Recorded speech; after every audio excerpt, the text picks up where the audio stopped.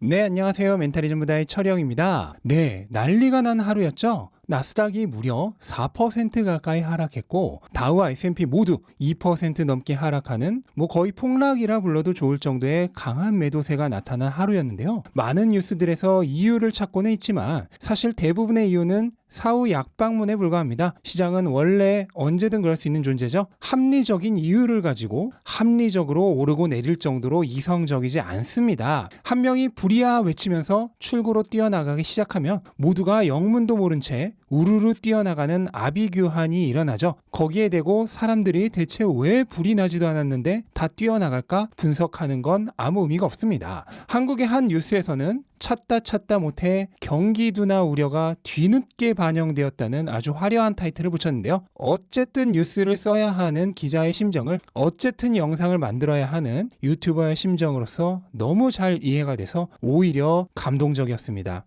그렇다 하여도 시장이 이렇게 약세였던 이유를 살펴는 봐야겠죠. 어느 하나의 강력한 이유가 있어서라기보다는 여러 가지 이유가 혼합되어서 매도세를 촉발했고 그 매도세가 또 다른 매도세를 불러왔다고 설명하는 게 타당할 듯 싶습니다. 우선 첫째로 중국에 확산되고 있는 제로 코비드 정책이 전 세계의 경기 침체 걱정을 증가시키고 있습니다. 현재 상하이에 이어 베이징마저 봉쇄 조치가 가시권에 들어오고 있는데요. 베이징은 상하이와는 다르게 공급망의 핵심적인 역할을 하는 도시는 아닙니다. 하지만 중국이 수도인 베이징마저 봉쇄를 한다면 조만간 텐진 등의 인접 지역으로까지 봉쇄가 확대될 수 있고 그렇게 되면 상하이 항구에 이어 텐진 항구와 같은 추가적인 주요 항구마저 멈추게 될 우려가 생기고 있습니다. 상하이 때와 마찬가지로 제조업만이 멈추는 것이 아니라 물류도 함께 멈춘다는 게 더 큰 문제가 되는 건데요. 실제로 세계 물동량 기준 1위 항구인 상하이항은 현재 컨테이너선이 항구에 머무는 시간이 평균 4.6일에서 14일로 거의 3배가량 길어졌다고 합니다. 그만큼 물류 처리율이 낮아진 건데요. 어쨌든 중국의 봉쇄 정책이 이렇게 확산된다면 세계의 공장이자 세계의 물류 통로의 역할을 하는 중국이 제 기능을 하지 못하게 되면서 전 세계적 공급난 심화와 그에 따른 인플레이션 발생, 더 나아가 경기 침체로 이어질 수 있는 불안감이 있습니다. 그리고 바로 옆 동네에 러시아 쪽에서도 안 좋은 소식이 있었는데요. 러시아의 외무장관이 핵무기 사용 가능성을 시사하면서 핵전쟁 위협이 과소평가되어서는 안 된다는 발언을 했습니다. 물론 진짜로 핵무기를 쏘려는 생각이 아니라 우크라이나에 원조를 하고 있는 서방을 겨냥한 겁주기식 발언이었겠지만 문제는 안 그래도 온갖 악재에 노출되어 벌벌 떨고 있는 선량한 투자자들까지도 겁을 줬다는 것이겠죠. 거기에 러시아가 폴란드에 대한 천연가스 공급을 중단했다는 발표까지 있었습니다. 이로 인해 러시아의 전쟁 이슈가 한동안 더 지속될 것이란 우려, 그리고 유럽의 직접적인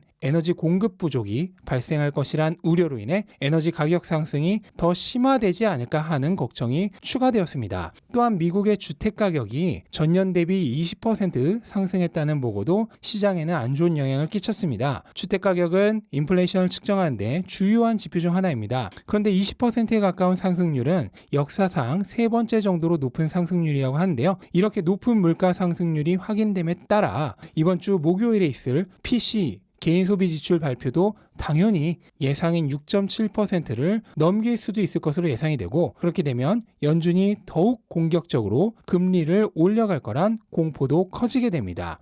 이외에도 여러 짜잘한 뉴스들이 있었지만 대부분 이미 여러 번 반복적으로 이슈화되었거나 아니면 말 그대로 정말 짜잘한 뉴스들이기 때문에 생략하도록 하고요. 결국 어떤 한 가지 이유에 의해 이렇게 큰 하락이 나온 것이라기보다는 여러 가지 복합적인 이유들이 작용하면서 엑시스를 불러온 상황이라고 이해를 하시면 되겠습니다. 보통 큰 하락이 있고 난 이유는 일시적인 반등은 있을 수 있어도 전반적인 약세 분위기가 지속되는 경우가 많기 때문에 단기적으로 투자하실 분들은 참고하셨으면 좋겠고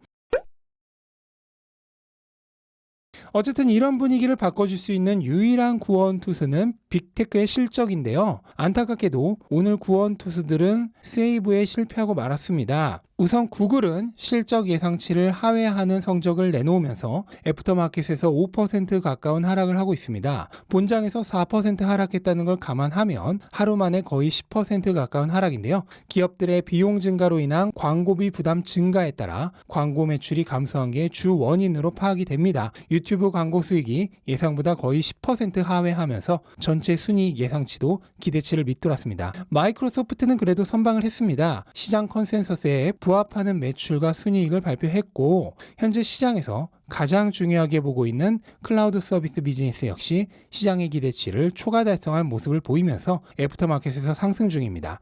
그런데 영상을 만드는 중에 애프터마켓 주가가 훨씬 더 크게 상승을 했네요. 그러면서 시장 분위기도 조금 좋아지고 있는데 바로 앞에서 구원투수의 역할을 못했다고 했는데 어느 정도는 하고 있는 모습을 보여주고 있습니다. 근데 이미 영상 편집이 거의 끝나가고 있기 때문에 이유는 다른 영상에서 분석하는 것으로 하겠습니다. 이렇게 빅테크들의 실적도 고만고만하면서 결국 다음 투수인 애플, 아마존, 메타의 실적이 어떻게 되는가가 중요해졌다고 볼 수 있겠네요. 네, 그리고 테슬라의 주가가 하루 만에 무려 12% 폭락에 가까운 하락을 했는데요. 일론 머스크가 트위터를 인수하는 것이 결정되면서 트위터 인수자금 마련을 위해 테슬라 주식을 팔아야 하는 거 아닌가는 불안감이 증폭된 탓으로 생각됩니다. 하지만 일론 머스크는 주식을 담보로 한 주식담보대출을 받아서 트위터를 인수할 예정이기 때문에 주식을 팔아야 할 이유가 없고요. 결정적으로 주식을 팔면서 주가가 하락하면 주식담보대출이 무산될 가능성이 있기 때문에 주가가 떨어지면 오히려 안 좋은 입장입니다. 일론 머스크가 주식담보대출을 받는 125억 달러에 대해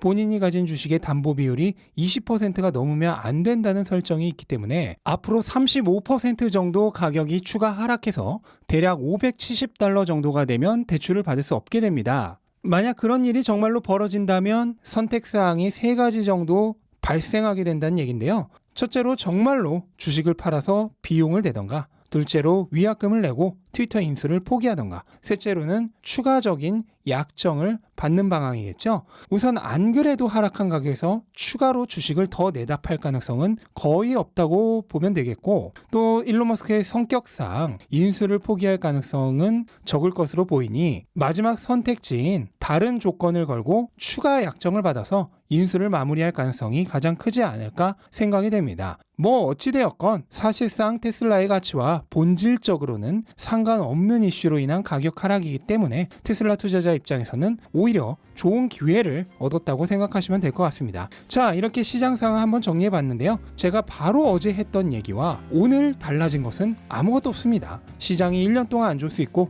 3년 동안 안 좋을 수도 있습니다. 그러면 그 기간 동안 계속 싼 가격에 사면 되는 겁니다. 오늘 테슬라와 같이 시장의 이슈로 인해 가격이 하락할 때가 자산을 사기 가장 좋은 타이밍입니다. 그게 하루로 끝날 거란 말을 하는 것이 아닙니다. 내가 산 이후로 가격은 계속 더 떨어질 수도 있습니다. 하지만 그건 상관이 없죠. 선수는 그대로인데 운동장이 기울어지면서 뒤로 밀리는 거라면 조금 기다렸다가 운동장이 다시 되돌아올 때 튀어나갈 것이기 때문에 그때까지 할인된 가격에 계속 모으고 있으면 됩니다. 네, 오늘 이런저런 얘기 너무 많이 하면서 영상이 길어졌기 때문에 수없이 반복한 얘기는 이 정도로 하는 것으로 하겠고요. 영상 마치도록 하겠습니다. 영상 도움되셨다면 구독과 좋아요 부탁드리고 즐거운 하루 되시기 바랍니다. 감사합니다.